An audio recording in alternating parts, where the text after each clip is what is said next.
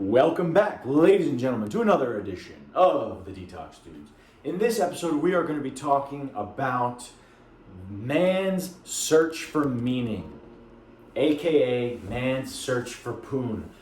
I don't mean to be disrespectful to any women out there. I'm just from Jersey, and that's how we Jersey boys, we talk about trim and poon and getting laid and stuff like that. That's the language that we use. And it's not derogatory, though I Googled it and Urban Dictionary does say that it's derogatory. So I apologize. Nonetheless, this will be an entertaining video for men and women alike. This is the journey, okay? I put up a photo here, somewhere here on the screen for you to follow along with me. This is the journey. This is the journey of man's search for meaning, okay? Most men are on a chase, are on a hunt for their whole lives for this imaginary, elusive, perfect feminine creature that's going to fill the void inside of their heart, that's going to fill this gaping hole that we all have from basically the moment we're born, missing our other half, this woman who's just going to oh my goodness, just completely seduce and intoxicate you with her presence, right? And we search for this thing, and most men, actually, I remember in my younger years, everything I did was for that. I was training jiu-jitsu and thinking about, yep, this is going to help me get laid. And I was trying to make money, yep, this is going to help me with the chicks. And now these women are going to just love me. And everything I did, every time I did a push-up, it was like, yeah, now these women are going to love me, right? And it's just this incessant drive, this engine underneath the surface. If you really get present to what the motivation is, it's like, I think I just want women to like me, okay? And I know I'm not alone in that. So in this first phase of man's search for poon, we have a young boy, as most of us start out, very, very afraid, fearful, scared to talk to a woman because, of course, everything that we love or that we want really badly is scary. Right? If you really notice it, when we really want something, it's really charged. It's electric. There's a lot of nervousness, anxiety, tension, because there's a disparity between what we want and what we have, and we're not there yet. Right? So we start there, helpless, hiding behind trees, and we move eventually, over enough years, we move to this thing called pickup artistry. Okay, pickup artistry is this technique, I studied it for years, of how a man seduces a woman. Keyword is seduce there because it's often at all costs. No matter what, you must get the woman. There's no such thing as the right woman or wrong woman or in alignment or out of alignment. It's like, if you don't get that woman, you fail. It's like this sort of thing needs to work on everybody or else you're a failure. And of course, in pickup artistry, we put on a character and we put on a show and we degrade the women because we need to make them feel bad about themselves and capitalize on their daddy issues in order to get them to sleep with us. And typically in that game of pickup artistry, it doesn't really, there's not really love, there's not really connection. I mean, surely some of them fell in love, but for the most part, it's polyamorous, and it's a journey of numbers and how much can you get laid, and that's the sort of measure of success, right? Is quantity, and like a game, right? And it all comes from the lens of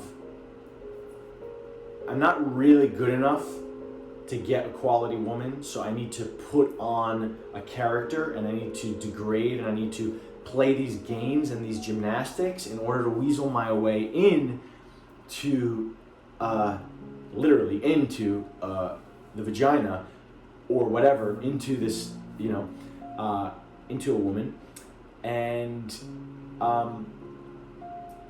And of course, all you do is fool yourself, because you can't fool anyone in this universe, right? So there's no fooling anyone. It doesn't exist. Whenever you fool someone, you're just simply capitalizing on their blind spots. So it's just a mirror. You can only get what you are, right? You only get what you are in this universe, plus or minus 5-10%. Some people outperform the market, right? Let's say you are on this level.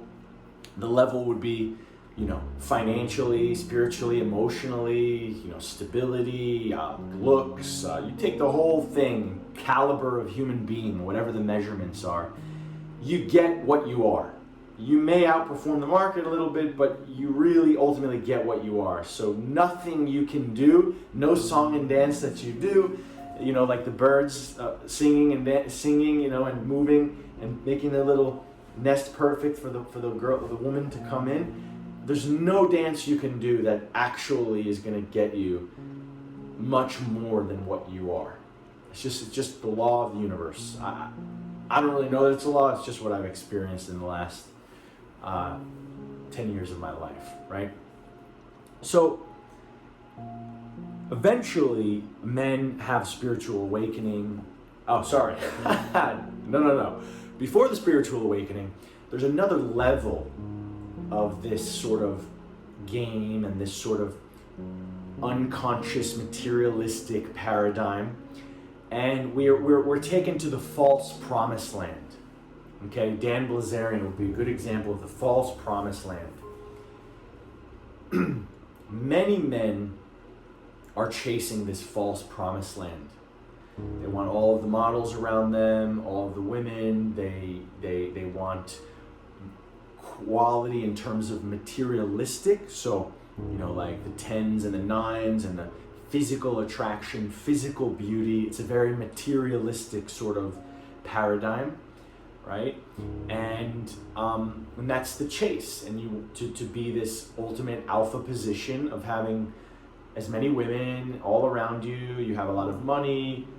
And I call it the false promised land because it's hollow.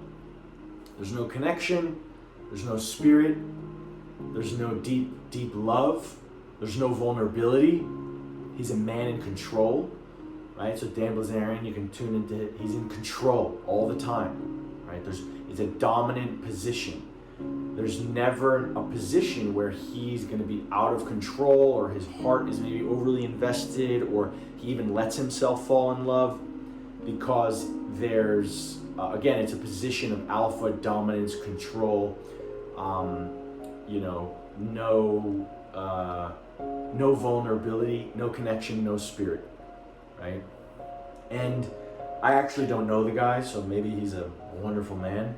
But more importantly, it's just to talk about that illusion that many men are chasing. It's a specific illusion that men are chasing. It doesn't always look that way, but it is a fantasy that exists in the minds of men.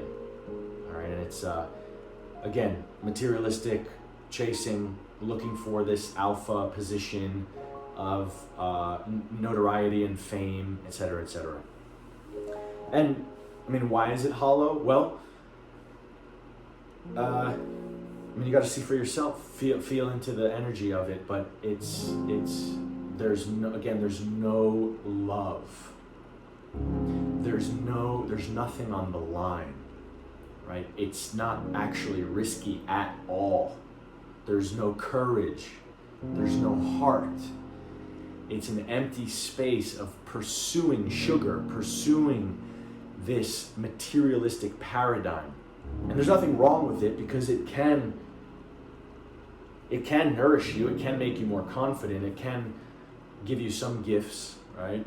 And at some stage of my life, I would have loved to be that guy.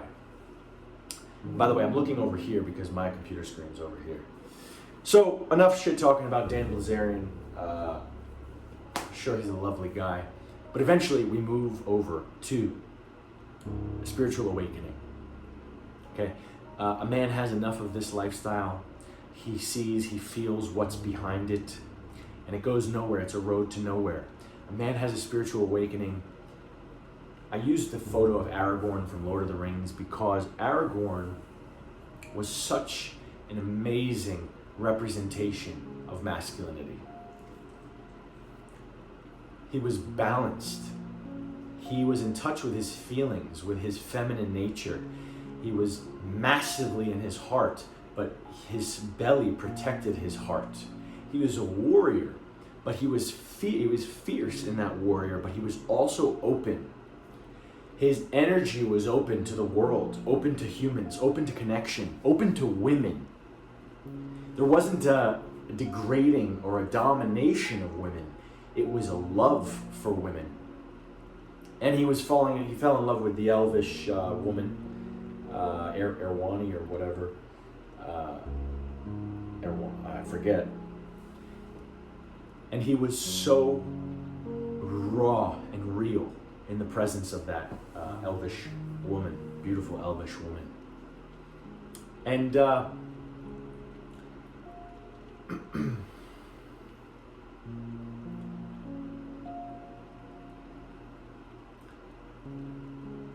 and he was a no bullshit kind of guy. Okay, when you tuned into him during the movie, he was like one amazing aligned vehicle. He had a belly, he had heart, he had intuition, he had intellect, and it was all in alignment and clicking in. Sometimes you felt him getting pulled in different directions, but he eventually just clicked into his truth. And it was amazing to see the spectrum of fierceness with openness. It wasn't just an alpha, fierce, dominant character. It wasn't just this bellyless, spineless, open-hearted man who's always playing, but it was this beautiful alignment. It was a beautiful mediation between the angel and the animal and the heart and the belly, right? And actually, one of my teachers and friends taught me about Marlon Brando. Marlon Brando was an actor that, if you actually look at, all of if you Google best actors of all time, most of the blogs will show Marlon Brando as number one or number two. Most of them show him as number one of all time. It's because he changed acting for the masculine. Before him, all of the masculine characters were very much closed energetically, always in control, always knew what to say, very quiet, like a strong silent type. The cowboy films, just totally, woman cooks dinner, cleans, the man is on the hunt, and this was the sort of dynamic of films, and this was the masculinity that was revered at the time, prior to Brando in this, I think, 60s. Late 60s, and I think one of the times when he started transforming film and theater was was when he did A Streetcar Named Desire, and in that play he was totally in touch with his masculine and feminine. Another example is Mars and Venus, the Venusian force, the Venus flytrap that sits there and waits for a fly to come and then closes, or a woman in a bar twirling her hair. You may think she's doing nothing, but she's very clever, bringing you in with her Venusian. Mars energy, of course, warrior, killer, moving forward, soldier. And he had these extremes all fused into one, and it was like he was a whole complete being. And it was like he was making love to himself walking down the street. And it changed acting because so many actors, male actors after that, began to act, and of course that means they had to cultivate it inside of themselves, began to act with this balance of masculine and feminine within themselves, right? And it changed acting, okay? And then in this awakened state, we move to a more tantric level of sex. The sex in the false promised land is more like fucking, and men think that they're being really dominant and think that they're really claiming this girl or woman by being in this position. But the thing is that you can't claim a woman without heart. You can't claim a woman without sensitivity. You can't claim a woman without love, without bringing all of you. You can think you are, you can feel like you are, you can feel really tough and macho, but in the false promised land, you are simply not claiming this woman on all levels, right? She is not devotional. She will not be devotional to you. She will not be your oracle the way a woman can be a man's oracle if you give all of yourself to her, if you open your heart to her. A woman has codes and seeds that you cannot get as a man anywhere else. A woman, for every good man, they say, right? Every powerful man is only as strong as his woman behind him. A woman has codes for us men, strong, potent codes that you cannot receive these codes without putting yourself on the line, right? You're in the booby prize, this false promised land. So when you have sex when you start moving into awakened sex, you begin to open a woman up for real. And of course yourself up as a man. Open yourself up. And in this awakened sex requires much more than just a physical phallus. It requires deep intuition, deep feeling, deep sensitivity, dynamism, dynamic awareness, flow, capacity to be present, capacity to let your own material, your own wounds, your own fears, to just simply let them aside, or at least communicate with them, or breathe through them. In this world of tantric sex, I use the word tantric even though I don't really practice tantra. It's kind of just a general spiritual word for connected sex. You're going 100 feet deep, You are way more courageous than the false promised land. You're so much more badass than the false promised land. In this realm, 100 feet deep, you got scuba gear on.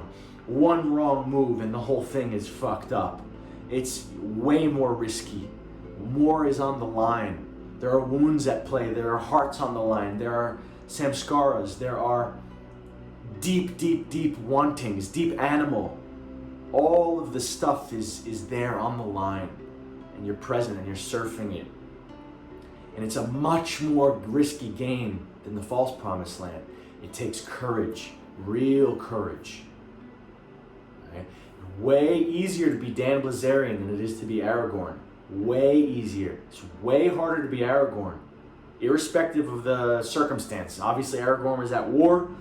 Irrespective of any physicality of it, it's way harder to be Aragorn, to be open. The warrior is open. The easiest thing to do is to be closed, in control, dominant. Never have your buttons pressed. Anytime a button is pressed, reshift it so that you're back in control. And it's a booby prize. Booby prize. Nature is wild. This earth is wild. We are vulnerable by default. By default, we are vulnerable. As soon as you lose touch with that vulnerability and think you're a maestro in control, you're fooling yourself. This flesh requires a few pounds of pressure with a knife to penetrate. What about the elements? Go sleep out. You think you're tough? Go sleep out in a tent tonight. Go out in the elements for 4 days. You'll be humbled, right? The mind has the ability to create this perfect control and always shape our lives around being in control. Booby prize, all right? And we move eventually to the real promised land, which is a half joke here, a man and a woman arguing in bed. Because the real promised land, a real relationship, requires so much work.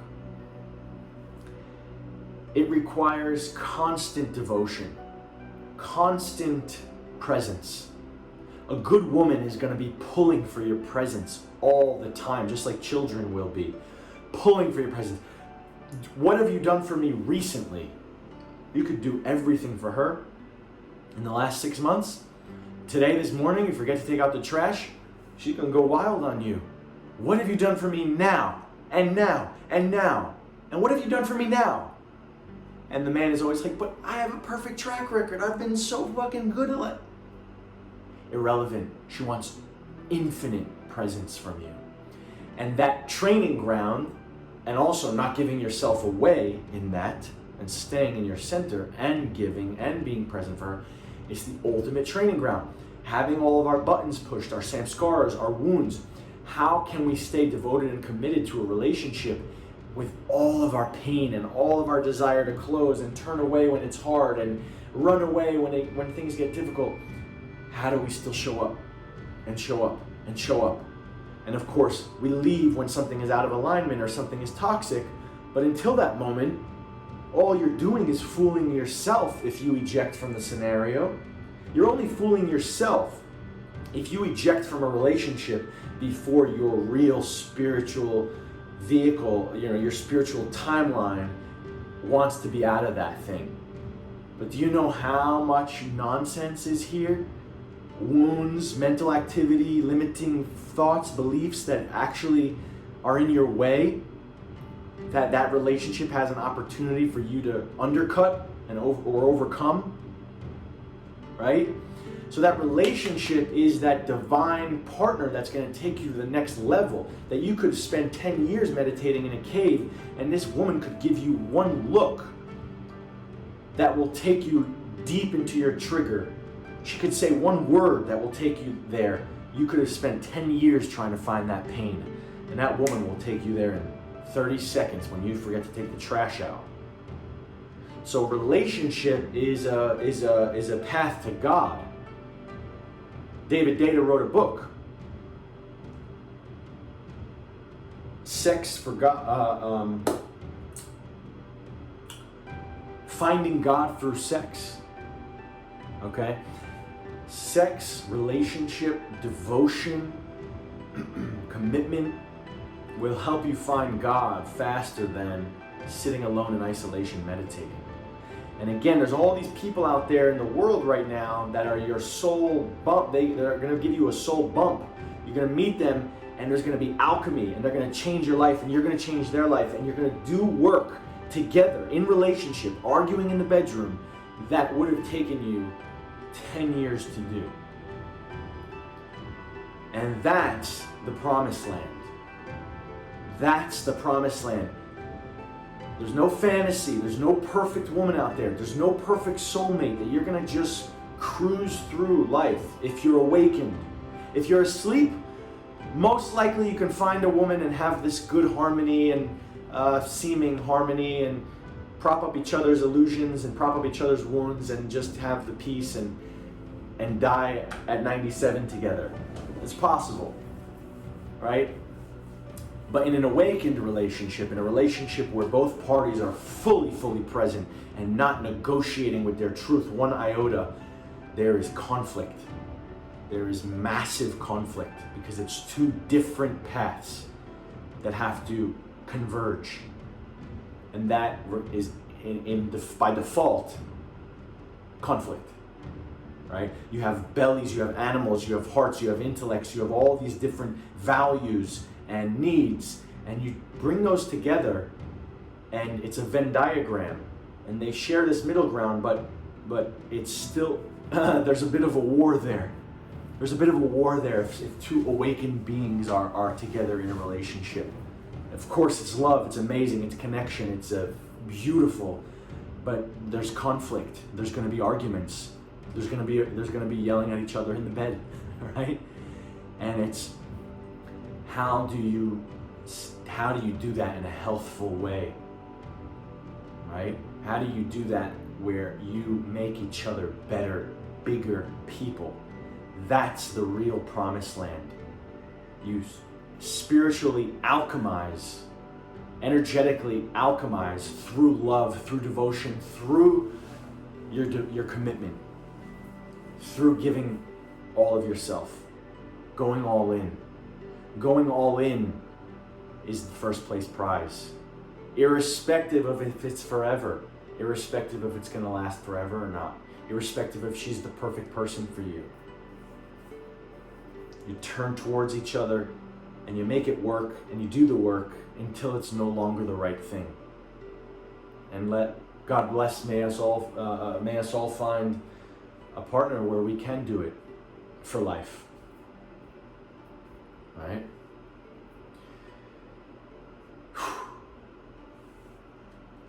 So, stop chasing the false promised land. Join me on the real promised land by arguing with your girlfriend in the bedroom. Hope you enjoyed the show. If you want more content like this, join us on the Spirit of a Man men's group. It starts in 12 days. There's only 1 or 2 spots left. And then I won't be doing another one for another 3 or 4 months or so. But join us, Spirit of a Man. Check the link below. I also have a masterclass that I sell on detox. The Spirit of a Man actually includes that masterclass. I also have one-on-one coaching. I'm very expensive, mostly just working with high net worth individuals right now, mostly men too, but I love working with women, and I always will work with women, but just so happens that right now it's mostly men. Yeah, hope you enjoyed the show. Ciao. Summer in the hills, those hazy days I do remember. We were running still, had the whole